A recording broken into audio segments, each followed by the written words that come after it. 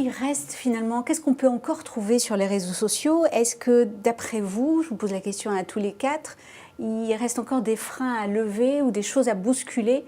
On a quand même presque tout le monde ici à parler tentative business. Vous n'en avez pas parlé, mais de mémoire sur les vidéos, vous aussi, vous testez parfois des clips.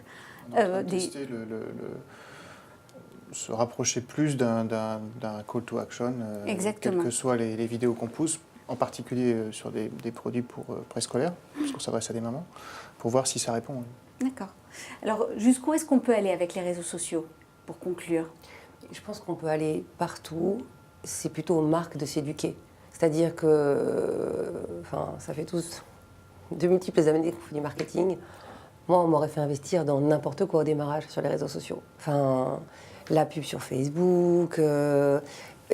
C'est un univers de possibles qui est tellement vaste qu'il faut être assez clair sur ce qu'on veut faire in fine. Donc je pense que la première difficulté, elle est vraiment pour nous, marketeurs. C'est par où on commence, qu'est-ce qu'on a envie de faire. Et puis après, il y a une question d'efficacité de l'euro investi. Chez Kenzo, contrairement à d'autres grandes maisons de mode, on n'a pas un budget illimité, donc cette contrainte, elle nous oblige à être malins et du coup à rechercher les drivers les plus efficaces. Et ça, on apprend un peu en faisant. Donc aujourd'hui, typiquement, moi, j'ai pas assez investi en moteur de recherche. Alors que je sais exactement combien d'euros je gagne pour 1 euro investi en moteur de recherche. Et typiquement, c'est un outil formidable. Il y a des mots-clés que je devrais avoir, que j'ai pas. J'ai pas encore été sur Google Shopping, donc quand mes clients tapent Rob Kenzo sur Google Shopping, où il y a quand même des millions d'adhérents, ils tombent sur tous mes partenaires commerciaux, mais pas Kenzo.com, qui vendent des robes Kenzo, ça c'est pas normal. Donc voilà, c'est plutôt comment j'affine une stratégie qu'on a déjà mise en place, parce que maintenant, au bout de 4 ans, on a repéré ce qui fonctionne et ce sur quoi on n'est pas encore. Et évidemment, c'est comment je fais du transactionnel en gardant cette qualité de conversation avec mes clients. D'accord. Pour vous, Stéphanie, pour Monoprix? Moi, il y a encore des enjeux, il y a encore beaucoup de choses à faire, je trouve. Même si, c'est vrai, dans le cycle, on commence à avoir une certaine maturité sur les anciens supports qui sont Facebook. Après, il y en a des nouveaux comme Instagram, où il y a encore tout à faire, parce que pour le moment, on ne peut pas faire grand-chose encore avec Instagram. Nous, les grands enjeux, il y en a plusieurs. Premièrement, on en a parlé tout à l'heure, avoir des KPI sur les actions qui sont engagées sur les réseaux sociaux, des KPI commerciaux. Donc ça, c'est un premier enjeu. Oui, sur les points de vente aussi. Voilà, mais globalement pour le client. Qu'est-ce que ça génère globalement pour le client? Le deuxième enjeu, c'est, et encore, il y a beaucoup de travail encore à faire là-dessus, c'est sur l'écoute.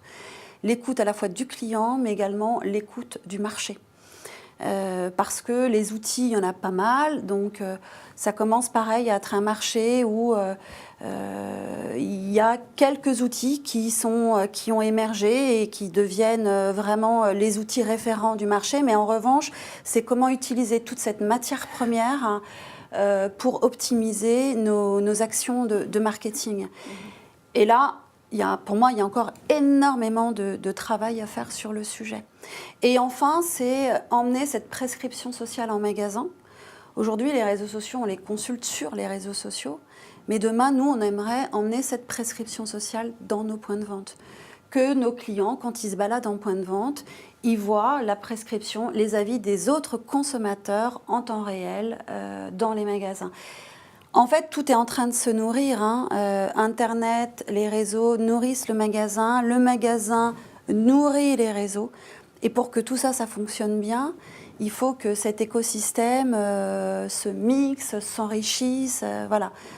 Donc nous, nos enjeux de cette année, ce sont ceux-là. On n'a pas parlé aussi d'un point autour du social CRM. Est-ce que finalement, c'est quelque chose qui est concret autour des réseaux sociaux ou pas? Non, le social CRM, tel qu'on l'a imaginé il y a quelques années, cette fameuse base unique, c'est un peu nébuleuse. C'est un peu un concept. Voilà. Ouais. Aujourd'hui, c'est compliqué, c'est même pas tellement faisable. Ce que vous pouvez faire, c'est quand vous avez un Facebook Connect, un Twitter Connect, intégrer des verbatims, pas des verbatims, des mentions, des comportements sociaux sur vos données e-commerce. Bon, voilà. Mais autrement, si vous n'avez pas de bouton Facebook ou Twitter Connect, toutes les données chez Facebook, elles sont chez Facebook, uniquement, sauf quand vous faites une application. Mais quand vous faites une application, vous allez capter qu'un tout petit bout de votre audience. Donc finalement, aujourd'hui, on a vraiment des bases qui sont différentes. En revanche, le social CRM, on va le faire avec des passerelles. C'est-à-dire qu'il y a des outils comme sur Facebook et le fameux Custom Audience, où vous allez pouvoir intégrer des données de vos clients sur l'outil de Facebook. Et là, il va y avoir un matching et ça va vous permettre de toucher certains de vos clients qui ont certaines qualités, on va dire, qui ont des segments que vous souhaitez toucher, avec ensuite des intérêts sociaux. Donc, il y a certaines passerelles. Mais cette fameuse base unique, c'est simplement aujourd'hui pas possible. Enfin, si vous avez des expériences et vous connaissez des gens qui le font, je suis preneuse, mais pour moi, aujourd'hui, ce n'est simplement pas possible. OK. Alors, et pour vous, Béatrice ?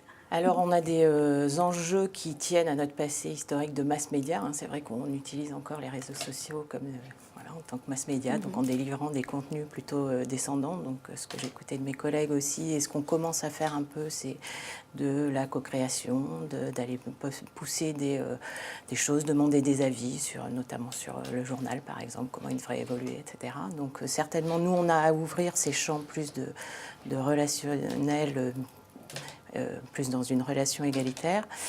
Et après, moi, ce que je trouve, et qui rejoint un peu ce que disait Sophie, c'est que sur les réseaux sociaux, je crois que ce à quoi il faut qu'on réfléchisse tous, c'est la pérennité de nos actions, de nos marques, et puis des réseaux sociaux aussi. Alors c'est vrai que nous, on a cette stratégie d'aller tester tout ce qui bouge, mais c'est vrai que attention aux feux de paille et attention à trop d'utilisation commerçante et autres. Donc c'est sur ces deux sujets-là, comment est-ce qu'on devient moins mass média tout en gardant cette puissance, et comment est-ce qu'on porte attention à cette pérennité de la relation, de la conversation.